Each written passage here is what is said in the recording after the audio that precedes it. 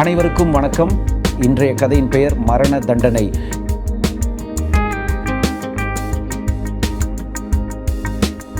இந்த மனப்பாட வசனம் சங்கீதம் 34 அதிகாரம் 7 வசனத்திலிருந்து எடுக்கப்பட்டது. அது கர்த்தருடைய தூதன் அவருக்கு பயந்தவர்களை சூழ பாளையம் இறங்கி அவர்களை விடுவிக்கிறார் என்று கூறுகிறது. இன்றைய செய்தி பாவத்திலிருந்து நம்மை மீட்டதற்காக கடவுளை புகழ்கிறோம். நீங்கள் எப்போதாவது ஒரு கைதியாக இருந்து எங்காவது பிடிபட்டிருக்க வேண்டும் என்று ஜெபித்திருக்கிறீர்களா? பிறகு நீங்கள் மீட்கப்பட்டதாகவோ அல்லது விடுவிக்கப்பட்டதாகவோ நடித்தீர்களா? இஸ்ரவேலர்களுக்கு அது ஒரு விளையாட்டல்ல. அவர்கள் எகிப்தில் பிடிபட்டார்கள். ஆனால் கடவுள் அவர்களை விடுவிக்க ஒரு திட்டம் வைத்திருந்தார். கடவுள் மோசேக்கு ஒரு சிறப்பு வேலையை கொடுத்தார். 9 முறை அவன் பார்வோனிடம் சென்று இஸ்ரவேலர்களை விடுவிக்கும்படி கேட்டான். 9 முறை பார்வோன் இல்லை என்று சொன்னான். கடவுள் பூமியின் மீது பயங்கரமான வாதைகளை அனுப்பினார். தண்ணீர் இரத்தமாக மாறியது. தவளைகள், கொசுக்கள் மற்றும் ஈக்கள் நிலத்தை மூடின. கால்நடைகள் இறந்தன. மக்கள் அசிங்கமான வலிக்கும் கொப்பளங்களால் அவதிப்பட்டனர். ஒரு ஆலங்கட்டி மழை பெரும்பாலான பயிர்களை அழித்தது. மீதமுள்ளவற்றை வெட்டுக்கிளிகள் தின்றுவிட்டன. 9வது வாதையின் போது 3 நாட்கள் இருள் சூழ்ந்திருந்தது.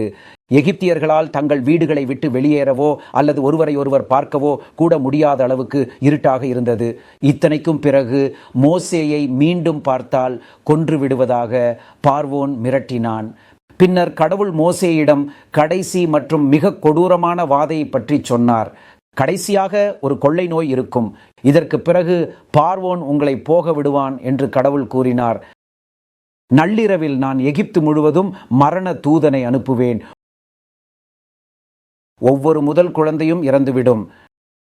நான் கட்டளையிட்டபடி என் மக்கள் செய்தால் நான் அவர்களை பாதுகாப்பேன். மோசே மக்களை ஒன்று கூட்டினார். இஸ்ரவேலர்களே, கடவுள் நமக்கு கொடுத்த கட்டளைகளை கேளுங்கள். அவர்களை நெருக்கமாக பின்தொடருங்கள். நீங்கள் பாதுகாப்பாக இருப்பீர்கள். அவர்களை புறக்கணித்தால் மக்கள் இறந்து விடுவார்கள். ஒவ்வொரு குடும்பமும் ஒரு வயது நிரம்பிய சரியான ஆட்டுக்குட்டியை தேர்ந்தெடுக்க வேண்டும். 4 நாட்களில் சூரிய அஸ்தமனத்தில் ஒவ்வொரு குடும்பத்திலும் உள்ள தந்தை ஆட்டுக்குட்டியை கொல்ல வேண்டும். இரத்தத்தில் சில சேமிக்கப்பட வேண்டும். இந்த இரத்தத்தை உங்கள் முன் கதவு சட்டகத்தின் பக்கங்களிலும் மேற்புறத்திலும் தெளிக்கவும். இதற்கு பிறகு காலை வரை யாரும் வீட்டை விட்டு வெளியே செல்லக்கூடாது. கடவுள் எகிப்து தேசம் முழுவதும் ஒரு தேவதையை அனுப்புவார். ஒவ்வொரு குடும்பத்திலும் முதற்பேரானவர்கள் இறந்து விடுவார்கள். ஆனால் வீடுகளில் கதவு நிலைக்கால்களில் இரத்தத்துடன் யாரும் இறக்க மாட்டார்கள். தேவதை அந்த வீடுகளை கடந்து செல்வார். நீங்கள் ஆட்டுக்குட்டியை வறுக்க வேண்டும். கசப்பான மூலிகைகள் மற்றும் புளிப்பில்லாத ரொட்டியுடன் அதை சாப்பிடுங்கள். சாப்பிடும்போது உங்கள் கோட் மற்றும் காலணிகளை அணியுங்கள். ஆட்டுக்குட்டியில் ஏதாவது மீதி இருந்தால் அதை நெருப்பில் போட்டு எரித்து விடுங்கள். உங்கள் குடும்பம் ஒரு முழு ஆட்டுக்குட்டியை சாப்பிட மிகவும் சிறியதாக இருந்தால் அதை பகிர்ந்து கொள்ள மற்ற ஒரு குடும்பத்தை அழைக்கவும். ஆனால் இருவரும் தங்கள் வீட்டு வாசலின் நிலைக்கால்களில் இரத்தத்தை தடவ வேண்டும். அந்த நாள் வந்தபோது இஸ்ரவேல் குடும்பங்கள் அறிவுரைகளை சரியாக பின்பற்றின. கர்த்தருடைய சங்காரக்காரன் தேசத்தின் வழியே கடந்து விட்டான் என்ற கூக்குரல்களை கேட்கும் வரை எல்லோரும் தங்கள் வீடுகளிலேயே இருந்தார்கள். பார்வோன் முதல் ஏழை வேலைக்காரன் வரை எகிப்தியர்களின் முதல் குழந்தை இறந்து விட்டிருந்தது. கடவுள் கேட்டதை செய்ய பார்வோன் இறுதியாக ஒப்புக்கொண்டான். அவன் இஸ்ரவேலர்களை நாட்டை விட்டு வெளியேறச் சொன்னான். எல்லோரும் உற்சாகமாக தங்கள் பொருட்களை மூட்டை கட்டினர். அவர்களுடைய எகிப்திய எஜமானர்கள் அவர்களுக்கு பொன்னையும் வெள்ளியையும் பரிசுகளாக கொடுத்தார்கள். இஸ்ரவேலர்கள் உற்சாகமடைந்தனர். அவர்கள் சிரித்துக்கொண்டே ஒருவருக்கொருவர் கத்தினார்கள், நாங்கள் சுதந்திரமாக இருக்கிறோம்.